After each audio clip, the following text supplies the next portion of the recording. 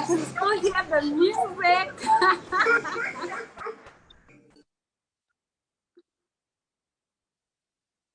Yeah. Hello. I love the vibe. I love the vibe. Let me know, am I audible? Am I clear? Are you able to hear me? I just realized I might not be able to see all the juicy chat messages. Okay, yes. Oh, I can see them. Yes. Hi, beautiful women.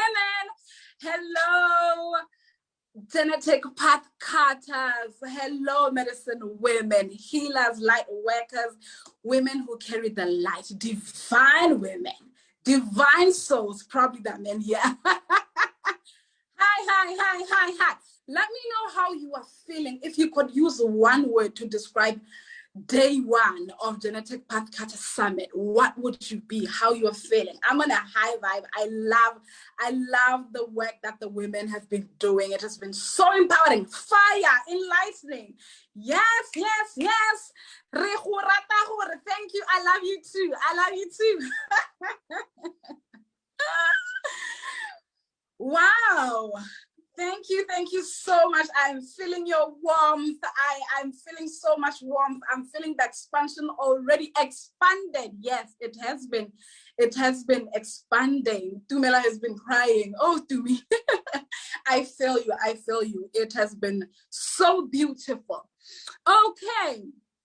For those of you who are only meeting me today, for those of you who know me, but were like, we don't get it, girl. What's up with you? My name is Nonofang Lekau. Nonofang Lekau. I am a medicine woman. I am a soul and money alchemist. I hold space for women to heal their soul traumas, especially women, but men as well are welcome to heal their soul traumas and create unfamiliar money. Because what else are we here for? You know, what else are we here for if we are not to experience the unfamiliar? You know, we're done with what we know. We want to explore more. We want to expand. And that's me. That's my vibe. Okay.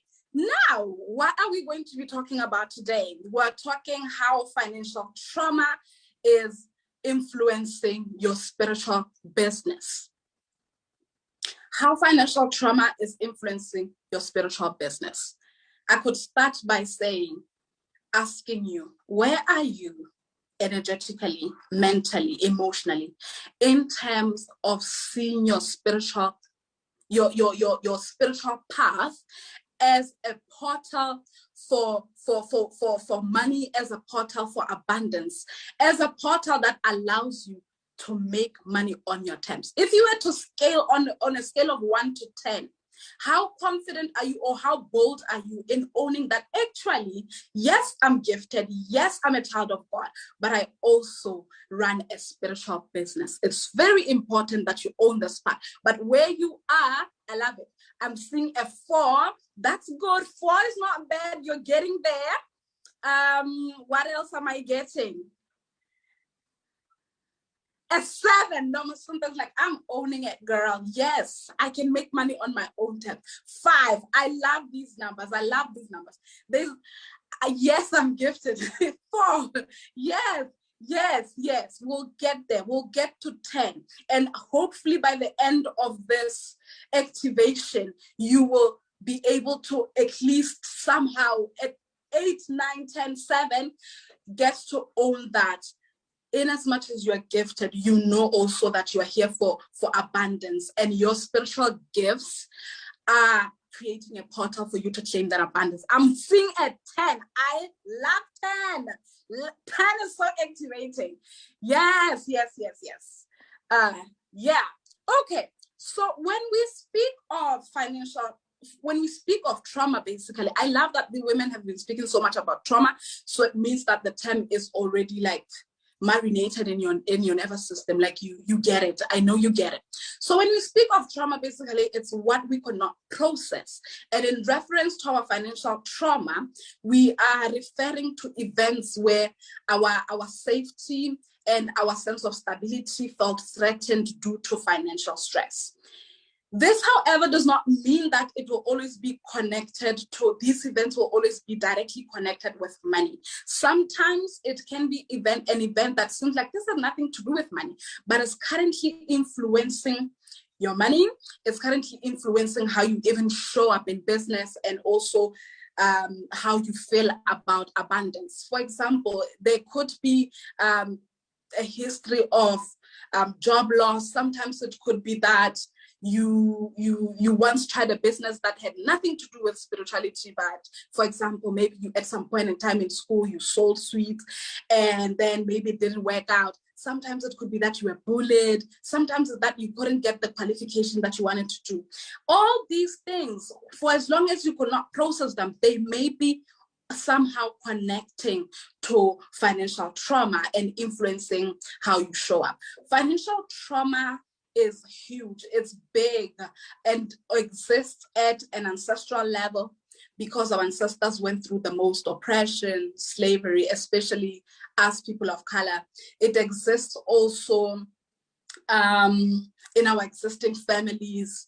It exists at a collective level where society still exists in lack. It exists at an individual level where for you experiencing this lifetime, you experienced lack, you experienced moments where you didn't know if you have enough for the next day. Yeah. So it exists in many planes. Even in our past lives, we are here healing that. We are healing all levels at which financial trauma exists. Now, here's the thing. Yeah, I would say also it exists even in your nervous system, in your body, your energetic body, your physical body. There is where financial trauma may still be existing. Now, speaking of your psychology, your nervous system, the thing with our nervous system is that whenever it feels unsafe, it will always respond in a panic mode or in a way that is triggered. Wherever there's a questioning of safety. I say this because for a lot of us, we feel unsafe around money collectively and individually. So whenever we interact with money, there is that trigger that exists. For some of us, we may respond, or our nervous system may respond in the form of fighting the idea of having money. What this then creates is you, for example, if you have created money that is unfamiliar, of course the mind is going to fight what is unfamiliar because that's what feels unsafe. What is familiar will always be like, okay, no, this is normal. I can accept it as the mind. But when the mind, for example, gets to interact with money that seems a little bit unfamiliar, money that you have not made before, the mind might find the idea. How it's going to fight the idea to protect you, it may trigger you to immediately think of, how can I shop this? How can I go shopping? How can I overspend? How can I get rid of this money? Or sometimes you will literally find yourself freezing, right? This is where you get stuck on the fact that I cannot believe this is me. I cannot believe this is me who's making this money, right? From an ancestral point of view, just to take you a little bit, how you should see how we freeze money and actually freeze the timeline of money. You will maybe know an old man who had one shirt and one trouser, but by the time he died, we found out that this man had over 500 cattle, right? You're like, this whole time you had wealth. How come we didn't see the evidence of it? You might realize that that is a freezing, that is a response of financial trauma. That is a response of the nervous system, freezing the idea of having money altogether. You also may be showing up in your spiritual business, and the thought of making money gets you to a point where you are non-responsive. You don't want to talk about your business being in relation to money, right? You might also look into having to avoid even that, like where you completely avoid the idea of money. The trigger often also comes when you have to deal with calculating the income that I've made. You're like, I can't even comprehend the income that I've made. I can't even begin to think about tax issues or anything to do with the bank. Do I need to go to the bank? What's happening in my bank account? any charges. So we tend to sometimes look away, you know. Sometimes it can be that we're using this money triggers a form of fawning. Psychologists call it fawning, where you people please with money. It's still an issue of you wanting to get rid of what is unfamiliar, creating safety by saying, okay, so I've made the money, but then this feels awkward, this feels unfamiliar. So what I'll do is that I will begin to take care of my loved ones using money that's supposed to be within my business. Or sometimes it will look like you not believing that people can pay for your money, right? You look back, even healers in history, they were okay with being given cattle, being okay with giving a goat to thank you and appreciate you for the work you've done. Healers of today, we still experience that. We're like, no, there's no way I can ask for money, you know. So the money then triggers you to then start pleasing people and think that I cannot be talking about money. I gotta give them a discount. I gotta do it for free. And it's comfortable when it's free, right? I saw taxes while there. Yeah, that's just how your nervous system may be responding to the idea of money, how it's triggering. And what usually happens there is then, because of this is why we tend to self-sabotage when it comes to our finances, because our own nervous system is saying, I'm overwhelmed, this does not make sense. It brings up issues of feeling powerless, feeling deep shame around money, feeling less deserving, like I don't get to make money, right? Yes, Joy is saying, I think it's also connecting to authority. That's true. Guys, okay, so what I did there, did I just vanish or freeze? I wanted to know what happens when oh yeah, the text issue is connecting to authority. Definitely. I'm going to switch on my aircon because it's getting hot. I feel like I just dropped so much there. Let's breathe a bit. Okay, so now, seeing how our nervous system may feel unsafe or may be triggered around money, I want us to then zoom into what is really going on in our spiritual businesses. I love where we are in owning the spiritual businesses.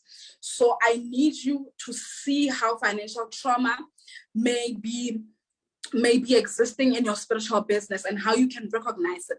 I have about 6 ways in which you can recognize the trauma. The first one is basically where, in the first place, you are not willing to own the fact that you own as a spiritual business, where you right now do not want to or have a resistance towards aligning your financial desires with your spiritual business, with your spiritual gifts. And where this is really coming from is from a deep primal wound for around us healers, that we have as healers, that we hold around God and money not being able to mix. God and money not being able to mix because the world told us that money is evil, money is corrupt. So if I'm to truly be of service to God, this is you thinking, if I'm to be truly of service to God, then it would make sense for me to not accept so much money or create riches from the spiritual gifts that I have. You may have the fear that, you know, this may interfere with your strong relationship with God, right? If you look at it as well, spiritual people who have managed to create wealth and abundance through the spiritual gift, the things that we accuse them of having a snake that is bringing the money, you know, having a tokolosi, having a way of bewitching people and control people to bring in the money. So this on its own tends to challenge our own safety around actually bringing in the wealth through our gifts. So we resist that. We resist having to ally, right? This is why earlier I said a healer back in the days could accept a goat, a cow. Nowadays, the healer that exists today will probably maybe even accept lunch or dinner, or a friend saying, let me take you out. Next thing you know, this friend is picking your brain and getting all the juicy wisdom, and you're thinking, this is exactly how I help my clients though, only you are not getting paid. You need to see this for what it is. You know, you are worthy of being paid, and you actually can mix your financial desires with your God work, with your spiritual work, right? Now, beneath this, there's also a layer then that will connect to you having struggles around charging for your work, around pricing for your work, right? And this is because, again, it's still connected, where you do not feel worthy to be charging for your work. It plays so much around your worth. It plays so much around your own deservingness. But also, this is what I see with us healers, where we project our own wounds, because a lot of us experience scarcity and financial trauma because of the ancestral energy that we carry. We experience that to transmute that. What I see is that we then project what our experiences onto our work, where you start feeling like people don't have money. These are the same people, by the way, who, if they were to drop a phone, they will buy it the next day, go on a vacation. They're willing to pay so much money for everything. Yet you have projected your wounds in the sense that you have created the idea that just because I myself as a healer are struggling, it means that people don't have money. Therefore, I should sacrifice myself, because again, you have the idea that as a God person, you should sacrifice yourself. You should sacrifice your dreams, right? That looks like you not being able to put a charge or to talk pricing and say that I help you this way, and this is how I'd love to be compensated, or this is how you can appreciate. The funny thing is that you are the same person, through your own financial struggle, chose to invest in your own mentorship, chose to expand. Do you see how you may also be denying other people to do the same by you projecting that they don't have money, therefore I cannot be charging them for my work? Hello? So again, this layer of struggling to project, struggling to price, or to charge for our work, or to even sometimes increase our work, what then does to us, it brings up the layer of a trauma where we create a financial upper limit with our money. This is whereby you can never break through the amount of money that you're making in your bank account. Like, if you were to look at how much money you've been able to make throughout the years, or throughout the time where you are practicing, you'll find that probably there is where this money has an ending, or has a limit, has a cap.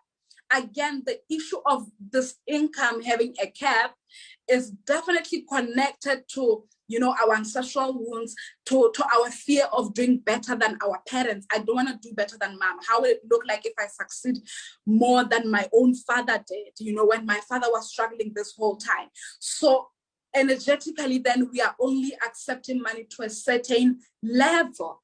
So I want you to also see how trauma plays out in layers.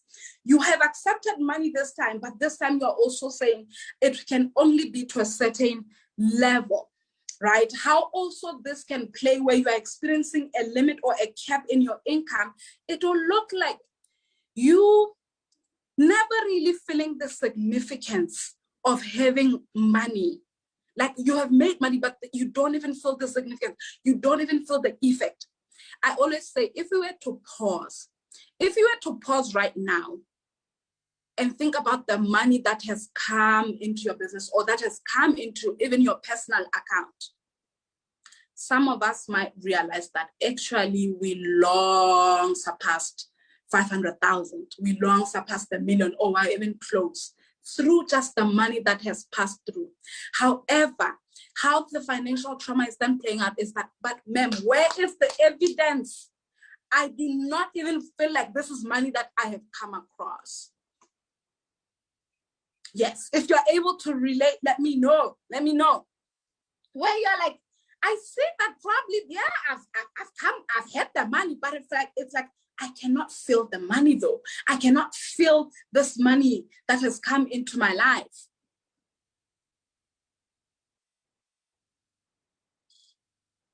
That's the effect of financial trauma when it plays out on a financial upper limit, where we create a cap around the money, where we do not want to do better or feel like we have succeeded more, because our safety is that, if I become the one who made the money in this family, if I become the one, I always say it is very normal for our nervous system. What is actually familiar is us dying poor. What is familiar is us, I know this is so deep. What is familiar is us actually not having money. Like right now, even if you were to post that you do not have food online, like if you were to post that, or you were to post that you are broke, right? The way people always post. We often, usually, if you were go to go to the comments, it will be like, yeah, I feel you. It makes sense. It makes sense, because that's what is normal, right?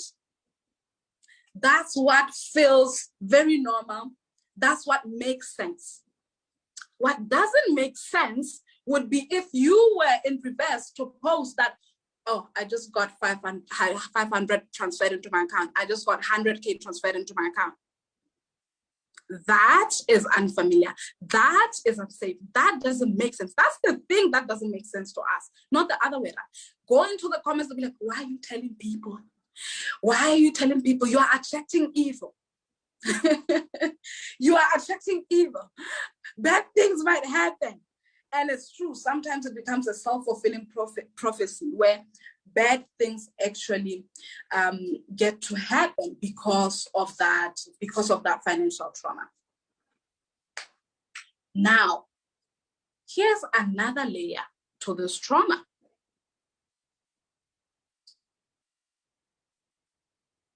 Maybe I can pose this as a question. Yes, why blow the trumpet? I can pose this little question.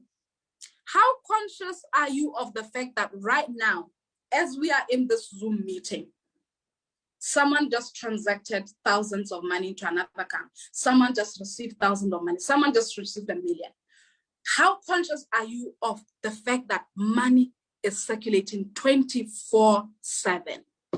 Right now, money is moving from one account to the other. Billions and trillions of money is circulating every day. I love the honesty zero. True. Yes. Money is circulating always, 24/7. But maybe the question now we should ask is, where is my bank account when all this is happening? Where is my bank account? How is this truth being reflected in my bank account? Because our trauma also is playing out in the frequency of money flow in our businesses, of money flow in our lives. When I look back in my first years of my first year of owning that I do have a spiritual business and I operate as a business, as someone who grew up in a home of 8 to 5 where all I knew was corporate, I didn't know anything about entrepreneurship. Because I have a mentor, I was able to jump in, right? This is what I used to do. I used to wait till month end to talk about my offers. If it's month end, I talk about my offers. During the month, I do not get to talk about my offers because who's going to pay me? Psychologically, what I witnessed was that money comes once a month. Money comes at the end of the month. I remember my mom and dad being happy at the end of the month. I remember the mood at the end of the month. So I associate money with coming once and coming once a month. Now I come with this energy and with this frequency into my spiritual business with this trauma. How it then plays out, it will be that only once a month does someone get to sign up, or I actually get to believe that that's the way it should be. People do not have money during the month. Therefore, I can expect someone to come for healing at the end of the month. The frequency of money flow into our business accounts is very questionable. Because if it's a business, then isn't that a portal for money anytime? Even when you are asleep, someone should sign up. Wake up to someone who's signing up. If someone can make money within a minute, within an hour, and we're all children of God, and we're all children of God, and we're all carrying the light, why are we not participating? We're not participating because it's traumatic. I also connect this to this wound that givers have. There's that struggle of receiving. The money is circulating. It is so close. It is so close. It is around you all the time. But what is blocking the money from channeling into your bank account may be that you as a healer, because you love giving so much, you've known to give. You've empathized all your life. You've felt for people all your life. You have burdened yourself with giving, support in all forms. You may be struggling to then receive the same because you feel like you don't deserve the same. You struggle with feeling worthy of the same. So if you're a giver and you keep giving, maybe there's a struggle there around being given. And so when money is moving and people are receiving money, e-wallets, all the things, your bank account is reflecting, it's connecting with your own energy, with your own trauma, and it cannot reflect the receiving as well. I know this. I saw it in me. I saw it in my business. Right? Money is energy. Yes, yes, yes, yes. Yes. A layer to this trauma as well is in our businesses. There's a linear programming that exists, a trauma of linearity, if I can call it that, you know, where if you look back, you know, we used to know that if mom is building a house, then definitely we might not have food in the fridge, right? If we're buying a car this year, then we might not get new clothes. And we accepted this. And again, with all the compassion, it was because of the struggle that was there in our grandparents, with our parents, where it felt like one thing has to come after the other. One thing has to come after the other, right? Now, how is this playing out in our businesses, children of God? You are here, you have a spiritual gift, you have a spiritual business, but then you are like approaching this with, this is the only way I get to create wealth for myself, or this is the only way I get to fulfill my life or show up daily to my life. It becomes linear, even the way you create wealth. Yet there is no way you are given one gift. There is no way. Some of you are artists while you still have the spiritual gift. You should be having jewelry online, people shopping. I love the fact that Akona was here and she was speaking about her spiritual products, bath salts and all. But also Akona will still hold space for people while online someone is purchasing her bath salts. We need to go there. We need to release the idea that only one thing can exist at the same time and see this as a form of trauma. We are able to access everything. For some of us, yes, it may be just one through your business, but for some of us, it may be that your own gifts, some of your gifts will show up in farming, food production. There is so much you can do. Do not block this, right? It can also play out in how we price even in our businesses, where right now you may be charging, for example, the number that's coming up could be 700, right? Let's say it's a session or to work with you is 700, right? And then next thing you know, you're thinking, but honestly, what I deeply desire is to increase this pricing.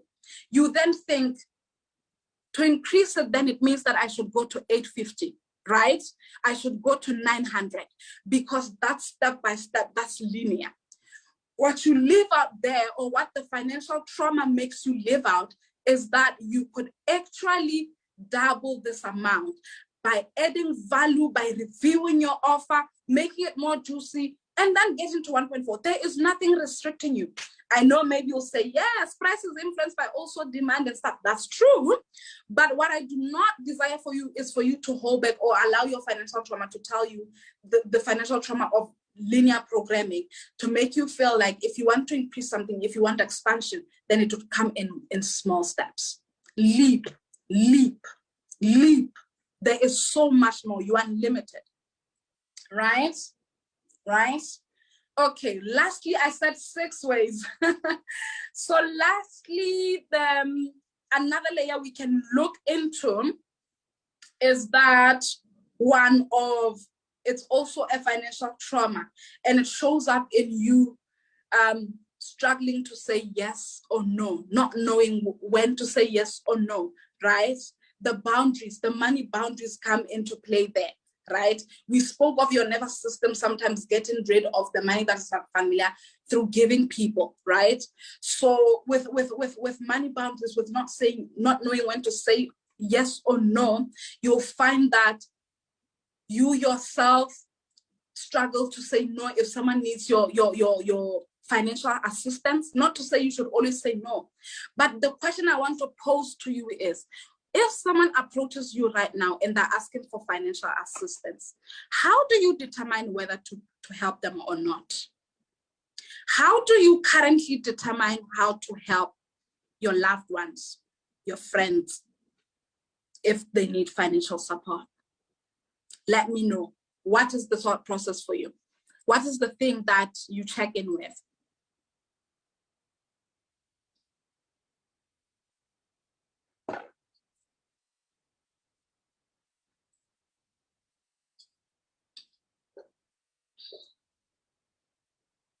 Mostly guilt, right?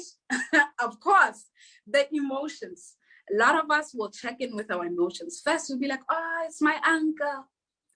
I don't want him to think that I don't love him by sending him money. Oh, my question was that.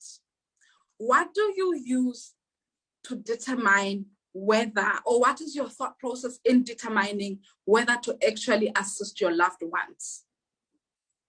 It could be your mom, it could be your uncle, it could be anyone. And the emotion that came up was guilt. I love that you said guilt, because a lot of us actually consult our emotions. That's the trauma. That's financial trauma. Okay, because you care about what they'll say about you. The shame is, if I say no, they'll think that I don't have money. They'll think that I'm a horrible person. You'll feel guilty, right? You'll feel the burden. But maybe what we really need to be looking into is your bank account, period. Check within your money. Does my bank account allow me to make this financial decision of saying yes or no and doing it? Sometimes it will not be with money, because I know you are a healer. Sometimes it will be where your energy is needed. Energy on its own is our resource, right? Yes, I love that. Feeling obligated to help. Yes, consult the bank account first. Consult the bank account first.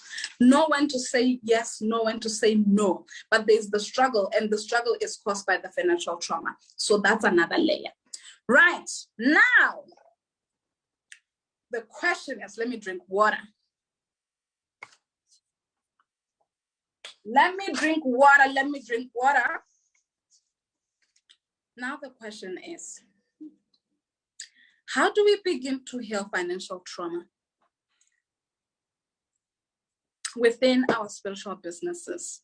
How do we begin to heal financial trauma within our businesses, right? Let me go into preach mode. Let me go into preach mode. Yes, I'm gonna preach for you. Hello, hello. Yesterday, I was reminded that I come from a lineage of priestesses, of priesthood. So I'm about to preach. I'm about to preach. I know a man, and I've been told about a man who at some point in time, when he was around 1,000 people, 5,000 people, he was able to feed them with 2 fish and 5 loaves. How was that possible, you ask? This man who managed to master abundance, to create in a way that in a time of need, in a time that felt challenging, he was able to create only with spirit. Master Yeshua, you know him. Honestly speaking, this does not make sense to me. It never makes sense. And I used to question it and be like, Bible and lies, some of these things they say. But today I want to remind you of being one with spirit. When you are one with spirit, it means that you are able to create at a spiritual level. Why we are here is because we're on a path of being one with spirit. But what is right now currently playing out with our lives, what is currently creating a resistance as an interference within our spirits, within our souls, where we are not fully one with spirit. And I say we are not one because of our wounds. I say we are not one because of our own traumas, because of our own shadows, because of the lineages, because of the past, because we cannot ignore that it has happened, that depression has happened, financial depression has happened. We cannot deny that slavery happened. We cannot deny that oppression happened. Our souls are lamenting because of this injustice. Our souls are lamenting because of the injustice that we have witnessed. Our souls are lamenting because of the oppression, the violation that existed. And in lamenting, our souls have gotten to a point of being fractured. And therefore, sometimes when we think of, am I really able to create with God? We think, but who is God? Does he even exist? Where was God when my parents were in lack? Where was God when my grandfather was struggling? We question God. We question the abandonment we felt. Rightfully so, we are meant to do that. And in doing so, we recognize that our souls were long fractured. This is why right now, if you were to ask me, create the 5 loaves, tend them and feed the multitudes, I will tell you that that is my deepest desire, because I know I'm a child of God. But what is standing between you and being one with spirit? What is standing between you and being able to create and manifest instantly the wealth that you are here for? It is the fractures. So we must collect the fractures. We must begin to first acknowledge these fractures. We must begin to soothe them, to heal them, and to come into a place of mercy for ourselves, to come into a place of compassion for ourselves. As we do that, as we begin to question our relationships with God, rightfully so, as we begin to question our own thoughts, as we begin to question the pains of our ancestors, and begin to come into a place of compassion where we say, I see the pain, I recognize it, and I do not have to participate in it, and I offer mercy, and I offer healing, and I bless it with the light of God. But right now where I am, I'm in a state of remembrance that I am one with spirit, of remembrance that I am a child of God. When you are one with spirit, when you begin to be one with spirit, where it's no longer your wounds that are interfering with your creation. Someone said earlier, who would you be? Who would you be if it was not for your pains? It was not for your trauma. Who would you be? I challenge you again to say that. If you were not taking the financial trauma, if you were not taking the pain and the struggle and the scarcity that you know of, how would you create abundance even in your spiritual business? How would you create life, abundance, money within your life as a spirit? As a spirit. If there's something that Yeshua mastered, was being able to be one with spirit. And you are on the journey. You are on the journey as a child of God. And your assignment is to be one with spirit, to connect with spirit. The more you heal, the more you'll be able to truly reunite and connect with spirit. But healing is a process. Let me tell you, what took you 8 months or a year or 18 months, right now you can be here and say, in a year, I want to have an income of 100,000, right? As a start, as an example. What I can tell you is, the more your spirit integrates the wounds, the pains, and begin to feel one with God, what used to take 1 year for you to manifest will then one day become an income that you create in 6 months. This will then shift to an income that you can create in 6 months, to an income that you create in a month. This will shift now to a week. What is happening there actually is that your spirit is becoming more and more integrated, and it's becoming more aligned and one with the Holy Spirit, with God, Holy Mother, Father God, true living God. That is the secret of manifesting. That is the secret of how we are going to heal our financial trauma. We are going to heal it by being one with spirit. And the evidence is in how a man called Yeshua was able to do it. All he did was like integrate. I'm one with spirit. My pain, my joy is one. I have peace. You will collapse time by being one with spirit. Even today, I can tell you, there are things that you achieved, and at some point in time, they look like, oh my God, this feels so difficult. But today, you are able to do it in a minute. I used to, 2 years back, I made a decision to do live streams, right? To start talking about my work. Let me tell you, I used to have diarrhea, real diarrhea, before I go on a live stream. Today, this me you're seeing, I cleaned my house, I cooked, I then sat down and did the live stream. Like, yes, of course, I prepared for a few hours, but I was so relaxed. I even had a call, a long call, because what I've done there is now there's where I've integrated. I've calibrated to the energetic levels of showing up as this woman. It was painful before when my shadows were playing out, when my pain was playing out, rightfully so. But now, because there are things that I got to release, I'm becoming more and more and more in one with spirit, in one with priesthood. I'm able to be here to show up and speak on my terms. This is the same thing that gets to play out in our finances. So if you ask me, how do we heal financial trauma? I'll tell you, we begin the journey, or we continue the journey of being one with spirit.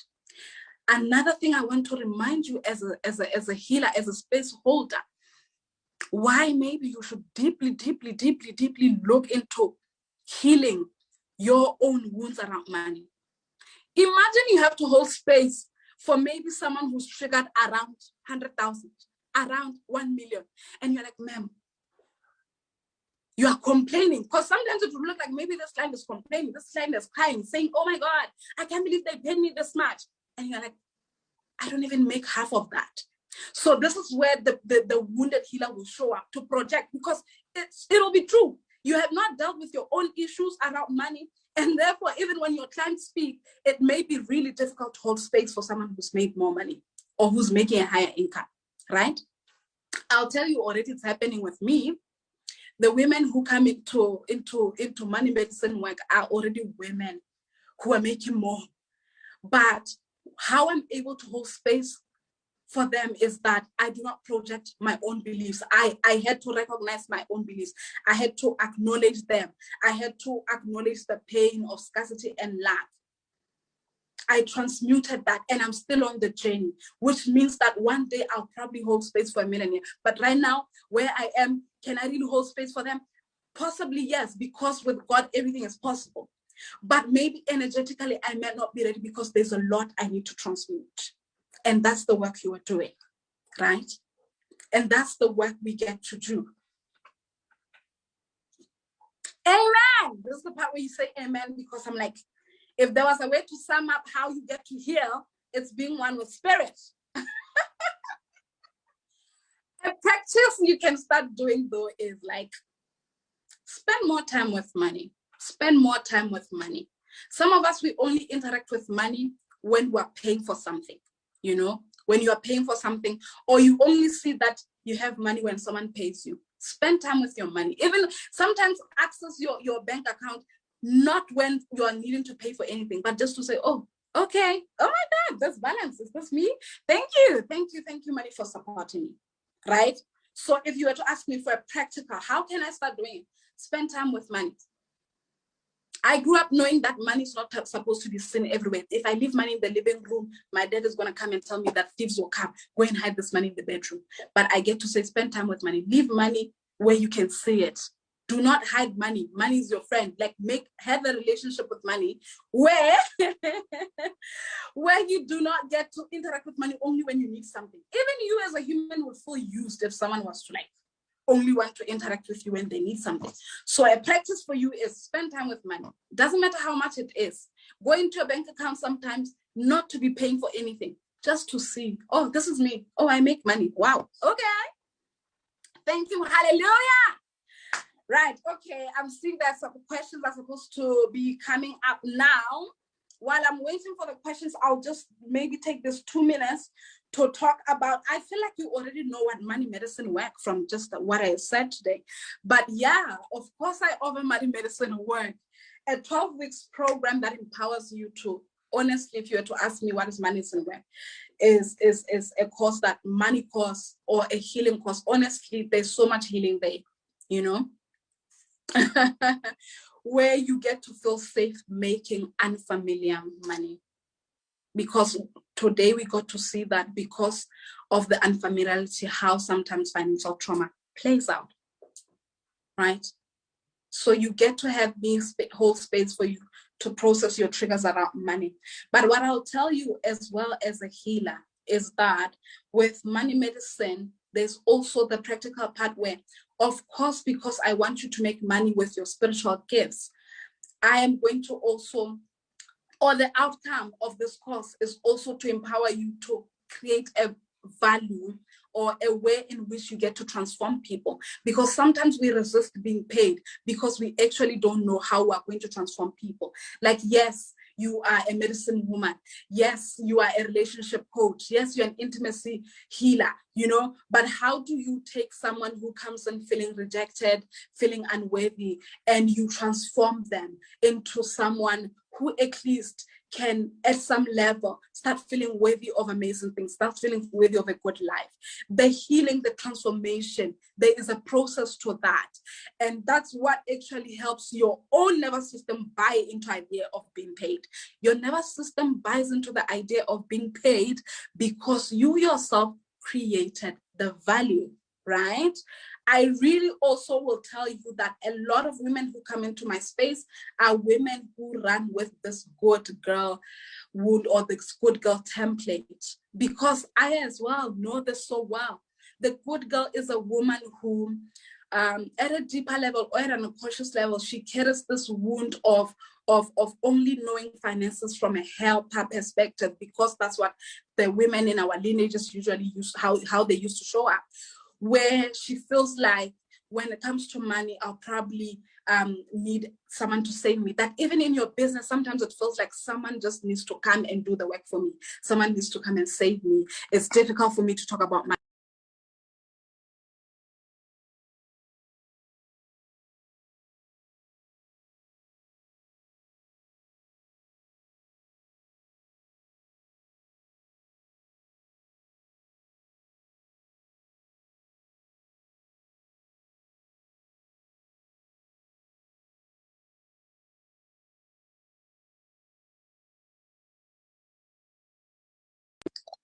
Sorry.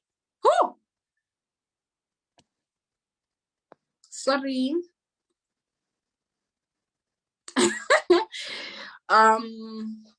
Okay. So I don't know if you're still able to see me, but I'm only checking for questions now. I know this was a lot. Okay. No questions. It may be that maybe you feel answered, or maybe you received what you needed to receive at the level that you needed to receive, which is still amazing. So maybe just to end this, if you were at a 4, a 3, with owning that you get to make money using your spiritual gifts, you get to make money with your spiritual gifts, and therefore can create money. If you came into this container at a 4, not willing to accept, where are you now, right? Where are you now in terms of, through this activation, where are you now in feeling like, you know what though, I actually deserve money? Anything, any aha moment that you heard, any aha moment, whatever revelation that came through. I love a 10 for just saying, yes, now definitely I'm activated. I'm going to be making that money.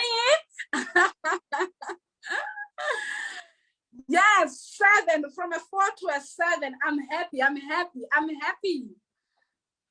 10. I love it. You deserve to make money on your terms. Go make that money. Do the work. Wherever you are, at the level that you are, there's something that you can still shift. Okay? Don't forget to spend time with money. Don't forget to thank money. Don't forget to allow yourself to receive. Do the work, and when you are ready, invest in your own healing. Heal so that you can be one with spirit and collapse the time it takes, because genuinely it will collapse. I will tell you this. You are going to make the money. What today feels like difficult, what today feels like this doesn't make sense, will one day make sense. If your dream doesn't make sense, that's great. If it still feels like that's unfamiliar, that's good. That's where you need to be going. Go there. One day it will be familiar. Ow! You know? You were once a student. You were doing Form 1. Then one day you did Form 5 or grade 12. And you used to look at people in university and be like, I don't even know if I could do a course. Oh, this person has a degree, how? Then one day a degree became nothing to you or something. Whatever it is, I know there's something that you achieved that used to be difficult. The same will happen for your money. I really, really, really pray to God, to true living God, that one day you get to tell people your story, that I used to not think it was possible, but it happened for me. I am one with spirit. I am accepting of abundance through my spiritual gifts. And I am deserving because God created me, always deserving. It is only the world that distracted me. But hello, I get to wake up.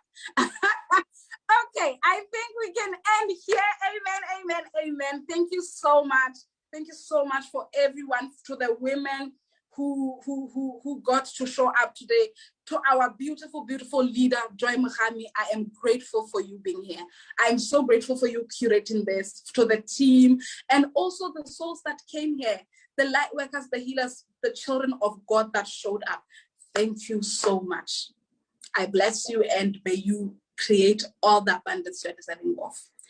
Amen. Glory. I love glory. Okay, I think it's safe to say, yes, our day 1 is finally complete. Amen.